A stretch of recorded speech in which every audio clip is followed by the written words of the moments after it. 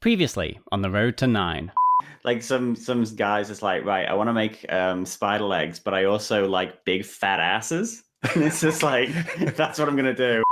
What the world needs now is love, sweet love. Unless you're Anakin Skywalker, and then love might not be the best thing to pursue. We've come to a milestone on the road to 9, as Star Wars Episode 3 Revenge of the Sith brings the prequel trilogy to a close, and what a close it was. Revenge of the Sith introduces the galaxy to the machine man known as Darth Vader and gives us an insight into what finally pushed Anakin Skywalker over to the dark side. But was it his love for Padme, or was it obsession with power? And what can Rey and Kylo Ren learn from the whole ordeal? We thought we'd try something a little different this time, so we posed these questions and more to some experts on the subject of romantic downfall, redemption, and Reylo. So strap in as our friends Girls with Sabers take over Blue Bantha Milk Co. Why do you think that George Lucas chose to make his downfall Anakin's downfall, a tragic love story in the vein of Kathy and Heathcliff, etc.? I'm so excited for this. Oh, we're question. talking gothic romance. We're talking about gothic romance, which is very much one of my absolute favorite things. Mm-hmm. Wuthering Heights is what they're referring to. I'm sure the listeners know, but it's the teacher in me. Yeah, if they don't know, Wuthering Heights is where Kathy and Heathcliff are based, but yes, a lot of other gothic romance is Jane Eyre. Jane Eyre's a big one, big gothic romance. Yeah, Pride and Prejudice. If you like 19th century British romance, then you probably love gothic romance because that is a genre that just populated the British-led genre there. Sorry. that really was a very popular genre, was the gothic romance. But what it asks is, who is the monster and who is the man? Every single gothic romance will answer that question. So if the fall of Anakin Skywalker is we see a boy who's supposed to be the chosen one, the chosen man, and sadly, he becomes a monster. And you see the catalyst for that change in his relationship with Padme. Now, Padme herself is not the fault, but because he is so possessive of her and obsessed with her and control of that relationship, that need for power and need control actually becomes more important to him than Padme herself. So hence, this story answers the question that Anakin is the monster of the story. And with Heathcliff and Kathy, Heathcliff is extremely possessive and obsessive about Kathy to the point of abuse. Like at that time, if one section of the story is that Kathy offended Heathcliff, and so Heathcliff killed some baby birds and then left a nest full of baby birds who were dead on her doorstep. It was that kind of level of abuse. So of course Heathcliff in that vein is the monster as well. You can equate that to Anakin killing the younglings. Technically, right. He killed the younglings. You could make the parallel of Anakin doing what he had to do, killing the younglings for Padme. Yes. I mean, it was the ends justify the means. Yes. Mm-hmm. And he, when they met each other on Mustafar, Padme was just horrified at that news. Like, you killed younglings, and he didn't really even flinch at that moment. And that his regard and affection to her was lessened because he threatened her life. He force choked her. So that is evidence that his love for her was not the true reason. It was that now power and control was what he truly wanted instead of the love and life of Padme and her children. I think George chose to make the downfall of Anakin this tragic love story is because he always envisioned this saga to be in 3 parts. Right. And you have to arc somehow. And it's so relatable to the masses, to the vast majority. This type of journey is very relatable, and it's something that we've seen throughout so many different tales. I think he chose it for that reason. And he himself was a huge follower of Joseph Campbell, and we've discussed that on our own channel, and a lot of other channels have too. If you're going to structure this epic saga with a hero's journey, then the beginning, technically, not the original trilogy, the prequel trilogy, technically the beginning has to end in a downfall in order for this saga to come full circle, but end on this triumphant high note for the bloodline, for the family. So Anakin's turn had to be tragic. It had to be romantic love that was tragic. And now it has to be romantic love that will bring it back home. That's the sequel trilogy. But we'll get to that. Yeah, we'll get to that. We'll get to but that. I think that's why George chose to make the downfall a tragic love story, is because he always had the vision of the downfall being tragic love, but the salvation being what's the opposite of a tragic. Many adjectives. What I do love about the Revenge of the Sith is when Anakin has his mask infused to him for the first time, before he has that done to him, he whispers under his breath, "Help me, Padme." Yes. So, chills. And you have that where she dies and she looks at her children and says, "There's still light in him." Mm-hmm. So I think it also is a wonderful conclusion of the original trilogy that Vader had a second chance. He had a chance to save his child from the same fate of death that Padme suffered on. I believe, and I think you believe, that Padme was actually killed by Palpatine. I know there's a lot of theories about that, but at this time, he could make the right choice now. He could choose his child. He could choose his family over power, control, and Palpatine. His eyes, he woke from that. Isn't it just so poetic? And we'll talk about this in the third part. But it's so poetic that her daughter said the same thing about her grandson. Yes. There's still light in him. Okay. There's still light in him. I know. Yep. Sorry. We could wax poetic about this first section until the cows come home. Yep. So, leading into that, what are your thoughts on Anakin and Padme's romantic relationship as it progresses from The Phantom Menace to Revenge of the Sith? Painful. Possessive. Yes. It is not healthy. No. And I don't think it ever had a chance to be healthy. You had a young boy, the first thing he calls Padme, Anakin, is are you an angel? So he always had this, I wouldn't say holier than thou, but he held her up on this pedestal and she could do no wrong, and it was something that he always had to protect. Yeah. It reminded me of this episode of Frasier where Niles fancied Daphne for years and years and years, and finally he's in a relationship with her, but she gained this massive amount of weight. Yes. But he didn't notice.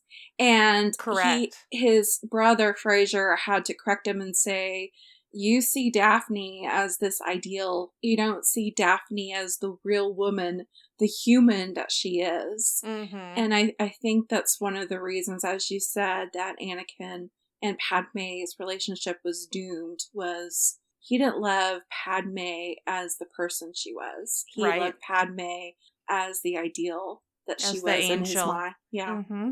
Yeah. Oh, yeah. We don't hide the fact that we are not fans of the prequel trilogy, like many others are fans of it, but we both can get behind the story that's being told. Yeah. Even though we didn't really like how that story was told, the story still exists, and we still appreciate the the bones of it all. Right. And the progression of Anakin and Padme's relationship in this film, and knowing what we know now, it perfectly sets up the sequel trilogy. Yeah. And it's talk about star-crossed. I mean, this was the Romeo and Juliet tale where a Jedi was not allowed to have relationships, and then you have this queen senator who always knew what her duty was, but yet she was drawn to this up-and-coming Jedi. But like you said, Emrys, it was always possessive. And she was an enabler. And as much as we want them to... There's a lot of people in the fandom who look on that relationship and go, oh, Anakin and Padme, what a love story. But it's tragic. It's sad. It wasn't a love story that... I mean, they found out too late. They found out too late what they truly needed their love to be, and they couldn't accomplish this. Or did they even figure it out? I mean, Padme, no. Did Anakin as Darth Vader figure it out? No, he always was trying to get her back. And who knows how that would have changed him if he succeeded. It was very codependent. Very codependent. And codependent. I think that's the painful thing about it. And also just for me watching, I have a hard time engaging in this relationship because you look at Padme's nonverbal communication and her shoulders are always blocking him out, like she's uncomfortable with the situation. And so for me, it's a little hard to watch just because of those nonverbals are always telling him to go away. Now that could be Natalie Portman herself. And where she was in acting, or it could be George Lucas' direction.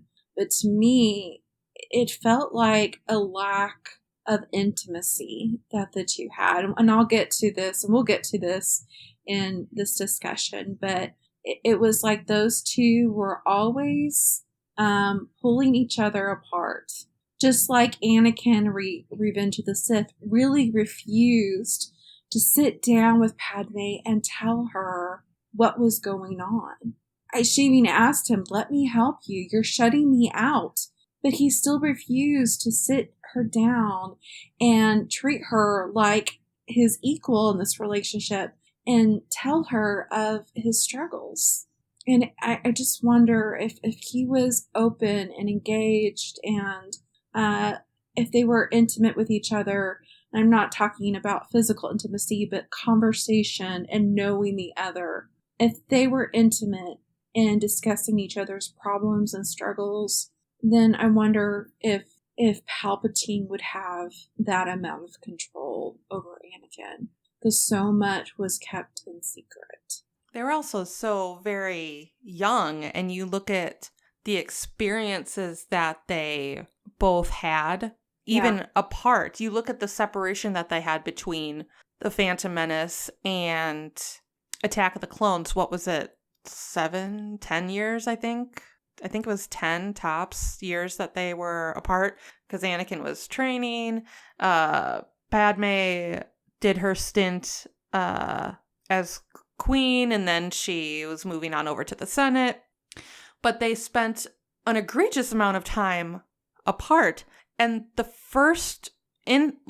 of the first scenes you see of Obi-Wan and Anakin going up to see Padme, he's talking about how he couldn't stop thinking about her. And so it was very, intense out the gate. His feelings for her and his attraction, very possessive, very intense. And she didn't reciprocate right away.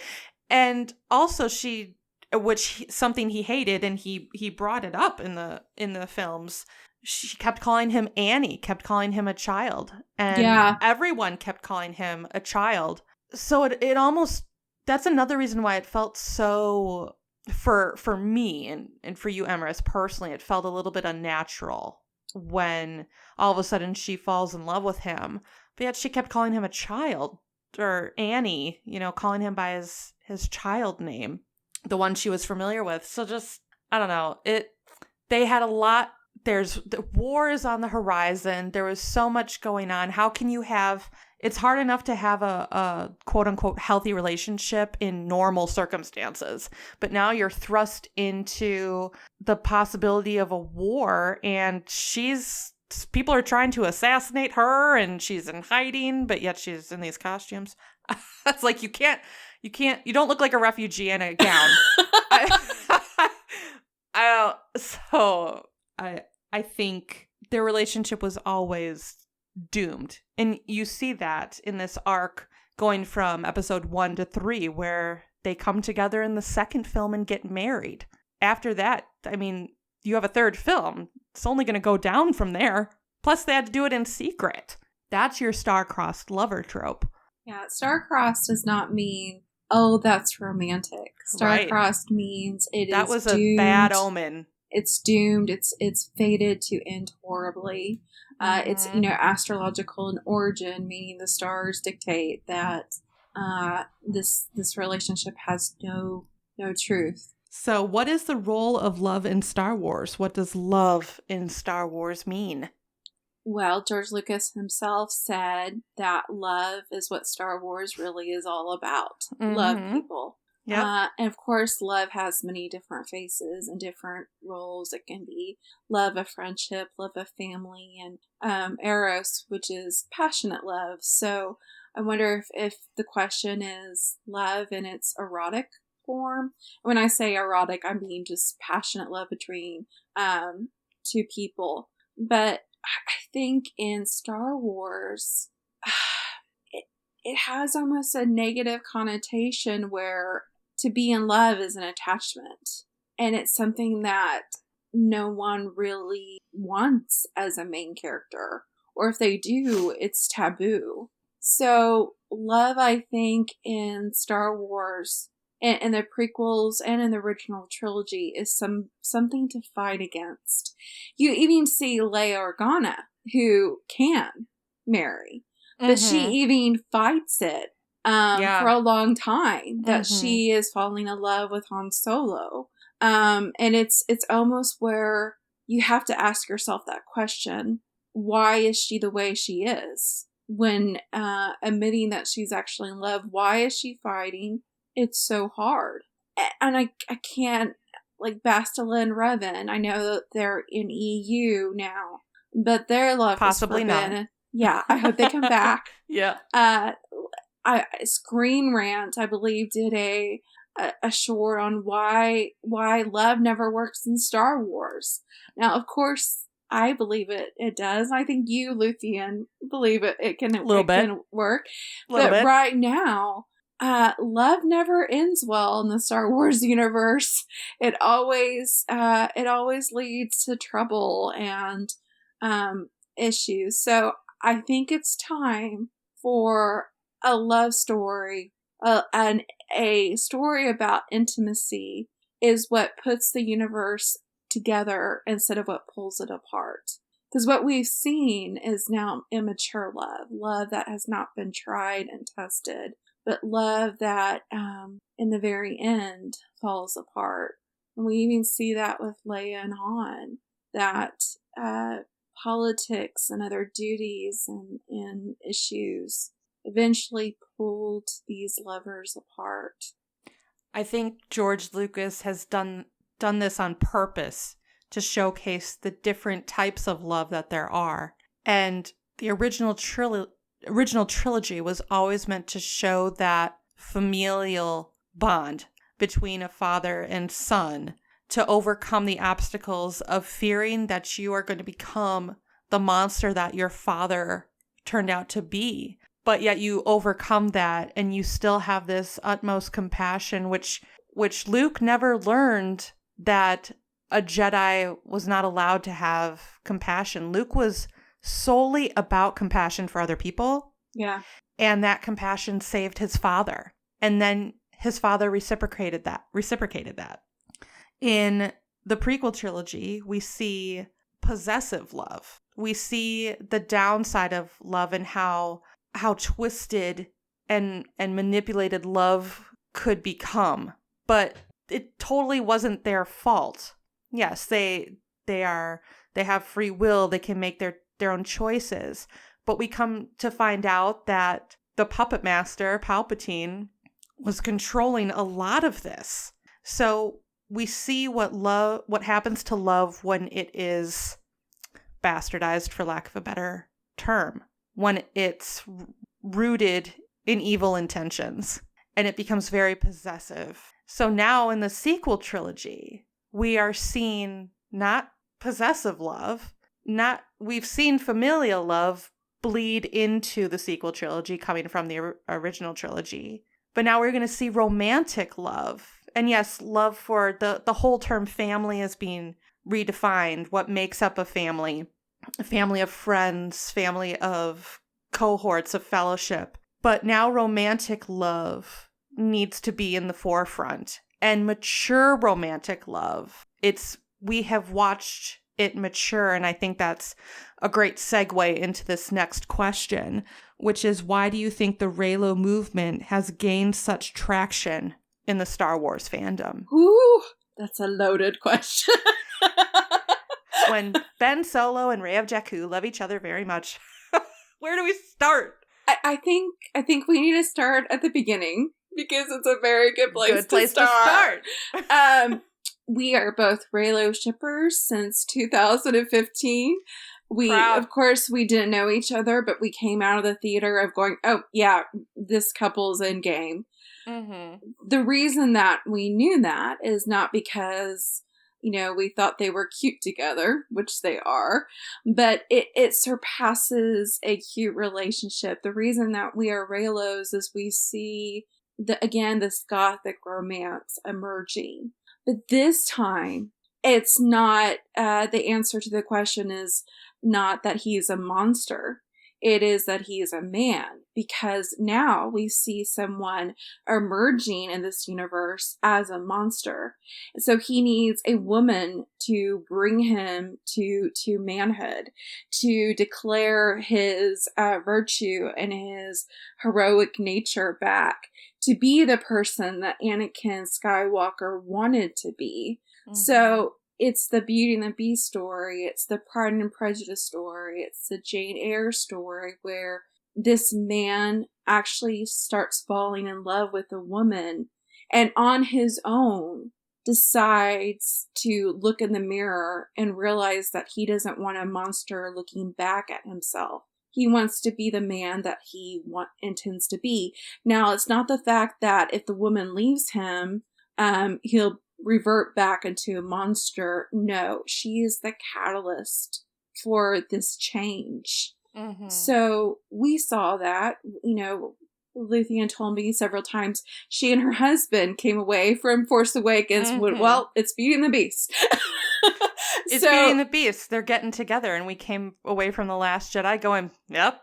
It's Beauty and the Beast. Look, duh. And he's a casual fan saying, I see this. And I hear that from a lot of casual fans, like, duh. And they don't know all the infighting in the fandom. They're like, really? People are fighting over this? Like, it's blatantly obvious.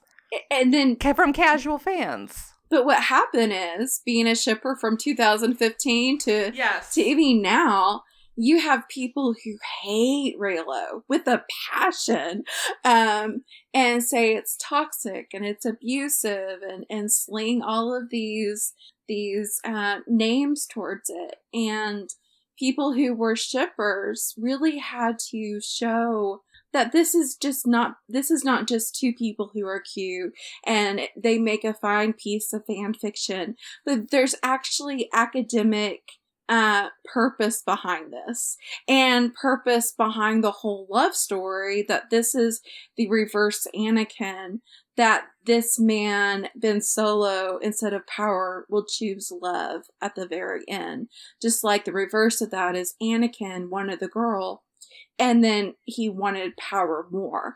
Mm-hmm. So it's this whole reversal. But I think it gained traction because once people found out that there was some legitimacy to Reylo in The Last Jedi, that now they wanted someone to explain it to them. So more people have investigated, more people have started listening to channels and reading articles of where Reylo is actually holding water, holding weight to people, that it wasn't just a fan theory, but it was actually, it can actually happen. And it isn't a silly love story. It's a story of intimacy and longing for intimacy. Not just these two want to have a husband or a wife, which is not a bad thing to want at all. I'm not saying that. But they're not getting married just because they are in love with each other. They're going to get together because they have a bond that is beyond our earthly understanding. I mean, even Jason Fry, the author of The Last Jedi, said that they have actually literally been in each other's minds. They have felt what each other feels. They know their past. So these two people truly understand each other. And to me, that's what makes a relationship last, is if you seek and continually seek to understand the other person and know the other person. Sorry, Luthien, go for it. I think I waxed poetic. Take it away. You're doing really great. I waxed poetic long enough. I think it has gained so much traction because we've had so many wonderful channels explain it to people who have felt, whether it's on YouTube or Tumblr or Twitter, wherever their platforms are. We've had so many people explain it so eloquently for those who saw it but needed an explanation, because either they saw it but like, could this really work? Or they didn't see it at all. It's like, God, is this really a thing? And the fandom that had platforms totally aided in this traction, I believe. Yes. Where there's too much symbolism and metaphor for it not to happen. Mm-hmm. And so many people came online to search for that, to search for those answers, and they got it in spades from many different avenues, from many different people. And I think it resonates with men and women, because that's what this relationship, Reylo, is. It is the yin and the yang. It is the masculine and the feminine coming together and swirling around. And that's why it resonates with both men and women. I think that's why it resonates with everyone. Because we both want to be, it doesn't matter what your gender is. Right. We all want to be understood. We Correct. all want connection. Mm-hmm. We all want someone to say, you're not alone. I get you. I understand. Now, some people snicker at that, but I think they would say at the end of the day, that's what they would love too, is for someone just to listen and say, yeah, I get it. I understand. Mm-hmm. But I think that's what I was trying to say, where no, I got it. No matter what your gender, it's relatable because it's swirling. It's the masculine and the feminine are swirling around each other and creating this balance, creating this gray, for lack of a better term. And it's calling out to so many people. Yeah. It's magic, I feel. It's what I feel Star Wars has always needed. Yeah. Not that Star Wars was ever lacking, but I felt that this was a beautiful addition to it. So, either as a direct parallel or in contrast, does Anakin and Padme's relationship signpost anything that could happen in the Rise of Skywalker? For any listener who is thinking that we don't see the bad things that Kylo Ren has done or said to Rey or to anyone. Ben Solo as Kylo Ren has still done horrible things. He still has killed human beings. But if Anakin can come back from and have redemption from his son after all the things that he did, and far worse things than his grandson has done, can't Ben Solo be redeemable? And now he's going to be redeemed in the eyes of Rey in this relationship. So go ahead. I would say, yes, at this state, Kylo Ren is a toxic individual. Mm-hmm. But we're seeing it from Rey's perspective right now. We're seeing, just like we see the story from Belle's perspective in Beauty and the Beast, or we see Pride and Prejudice from Elizabeth's perspective, where even 3/4 through the novel, Elizabeth does not think Darcy is a very good guy. Even when he proposes to her the very first time, he says some horrible things to her.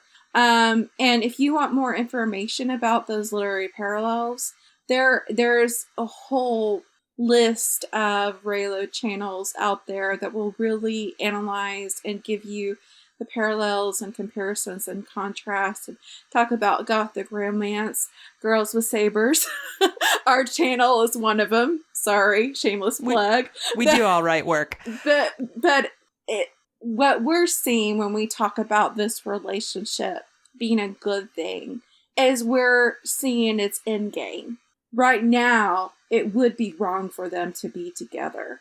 But if Kylo Ren goes back to being Ben Solo, if Kylo Ren dies and Ben Solo resurrects and become the person that he wants to be, then it will be a good, healthy romance. And it'll be a romance that was born from trial and testing until the two people can become healthy and mature adults. Very unlike how Anakin and Padme were. Go forth and conquer, twin Luthien. Well, I think both these last two questions, I'm going to read the last question. I think they swirl around each other, just like the yin yang do. So we can answer both at the same time. What aspects of the Anakin-Padme relationship do you not want to see carried into the Rise of Skywalker? So we'll kind of answer these both in tandem. Reylo is reverse Amidala. We saw Anakin's rise from a young boy up into Darth Vader. So we see him end as Darth Vader. What's the first thing we see in The Force Awakens? We see his grandson step off that ship as Kylo Ren. We already, the first time we see him as we see him as the monster. Now we are going to see him come out of that shell. We saw his grandfather enter the shell, and now we were going to see his grandson step out of the shell. Yeah. So it's the complete reverse. But that's what an arc does. I think to us, it's only logical that the toxicity of Anakin and Padme, we've already seen that at the beginnings of Reylo in The Force Awakens. Give me that saber, it belongs to me.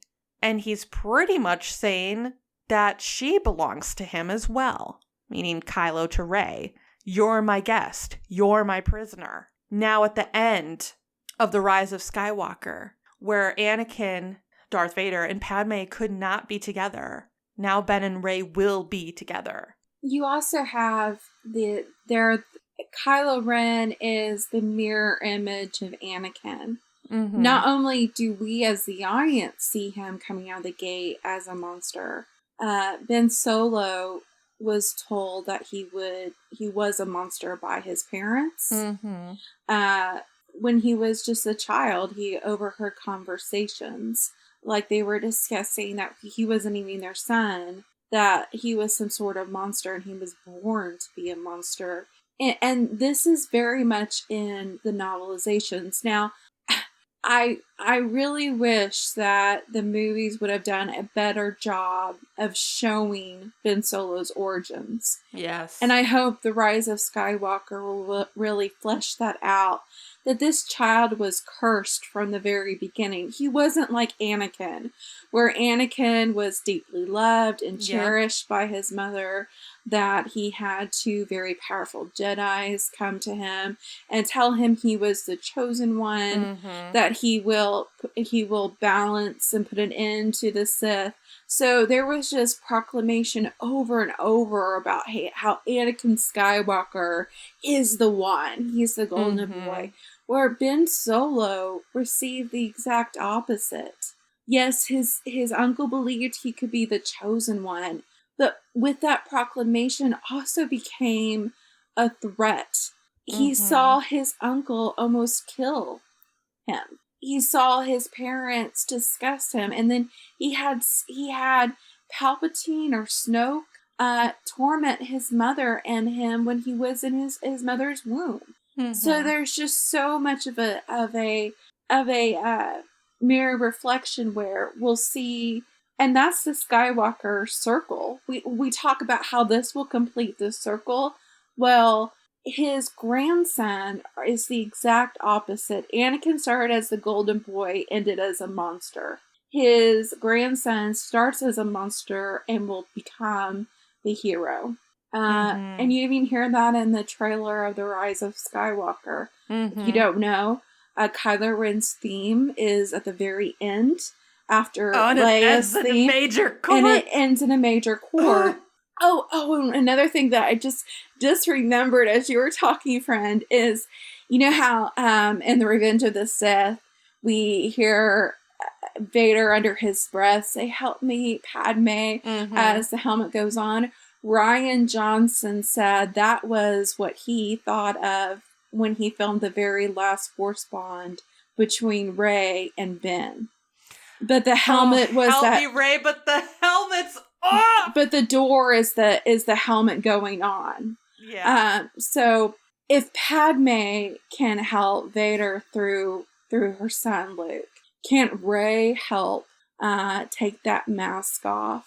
And you even see, and when I say mask off, I'm talking about the mask of Kylo Ren over Ben Solo. And there's so much in the books, again, that says that Kylo Ren is just a shell. He's just a mask. He's really not the true individual. The true person is Ben Solo. We don't want Rey to end up with Kylo Ren. We want Rey to end up with Ben Solo. And yes, that is still Reylo. Because the low in Reylo is Ben Solo. The low in Solo. The aspect I definitely do not want to see carried over and stick is that possessive love. Oh, gosh. And where Rey would go pleading to him, and he's just completely fever crazed with, power hungry, and he force chokes her. No. He cannot, we can't have that. We can't have anything like that anymore, where a man gets so power hungry that he just doesn't care about anyone in his path, a hidden wife or a love interest included, and will let nothing stand in his way because of that power. We want nothing to stand in his way because of the love. And that love, that transformation, it cannot be where Ben Solo says, "Rey, if you go away, I'll go back to Kylo Ren. I'll lose my transformation." And we don't want that. We want Ben Solo to become a man because he's maturing. And it has to be where they're not codependent on each other, but they can stand together, and they're stronger because of that. They need to be the power couple. Ben and Rey need to be the power couple that Ben's grandparents could never be. Oh, I'm so glad you said that. Oh, You're gosh. welcome. Yay! I explained to them, because this is something that Luthien said to me that just blew my mind about how the two relationships that we have seen in the films are between a Force user and a non-Force user. So, in the original trilogy, we had the couple being Han and Leia.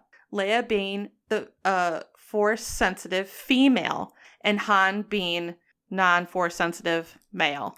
In the prequel trilogy, we had Anakin and Padme. Anakin being the Force-sensitive male, and Padme being the non-Force-sensitive female. We come to the sequel trilogy. What's the natural way that we're going to go about this is a Force couple where we get a female Force sensitive and a male Force sensitive. But they're not just sensitive, they are embodying these two sides of the Force, and it is epic. It needs to come together and just be an explosion of Force power and ability that we have ever seen in the EU, in Revan and Bastila. It needs to happen. Two Force sensitives, powerful, so powerful in the Force. One coming from an insanely crazy bloodline. It's a prince and a pauper tale. And one being born to poverty, if that's what one believes. But it doesn't matter. We've already witnessed that it doesn't matter what your bloodline or lineage is. That the Force can move in anyone. It's so beautiful. Yeah, it's the Force power couple. And isn't that a quality? And you can say that was another thing that why Anakin couldn't really go and talk to Padme about everything is because she didn't understand the burden of being Force sensitive. And that wasn't her fault. No, it wasn't. It's just she couldn't have the empathy. She could not have the empathy that relationship needed. And she couldn't talk to him from shared experiences. Ben and Rey can discuss now with full compassion, with full empathy, these experiences coming from completely different backgrounds, but having that same emotion. That's why they could touch hands in the hut across time and space. It's because they understand each other. They get each other. Ben, Solo, and Rey get each other. Yeah. And you also saw that pull Han and Leia apart, especially with Ben. Leia was off on her job of helping restore and create the New Republic, where Han was left with Ben. And Han would continually say to Leia, I can't connect to my son like you can, because you two have the Force, and I don't have that. So you even have that pull there. So I think it is wonderful that you friend made that observation that not only is this a balance of the Force, this is also a balance between two couples where they don't have that barrier. They have no barriers. They can talk and understand each other on all levels. It's a beautiful thing to realize that what's coming in to help save the bloodline, to save the Skywalker family, have been Padme and Han Solo. Not Force sensitive at all, but having beautiful hearts. I believe Padme and Han Solo have the same heart. Yeah. The same type of heart. And now you have Han and Rey, who are very similar. They shoot first, ask questions later. But Rey is now the Force sensitive. That's the final key. That's the final piece of the puzzle. It needed to be someone Force sensitive coming in to be able to fully understand. And it's beautiful how the three non-Skywalkers coming into the relationship, their interaction with a Skywalker. Yeah. Ben is still half Skywalker here, folks. And even his uncle said, my nephew with that mighty Skywalker blood. But it takes the heart of a smuggler, the heart of a scavenger, the heart of a senator, all rolled into one to help that bloodline. And Han Solo's heart lives inside his son, pumping that mighty Skywalker blood. Yeah. Snoke said it. You still have your father's heart in you. And that heart is going to help save his son. If Ben Solo was not the son of Han Solo, this would not work. But he needed his father's heart, which he has. And it will save the galaxy. It will. It will save the bloodline. It will save the Skywalkers.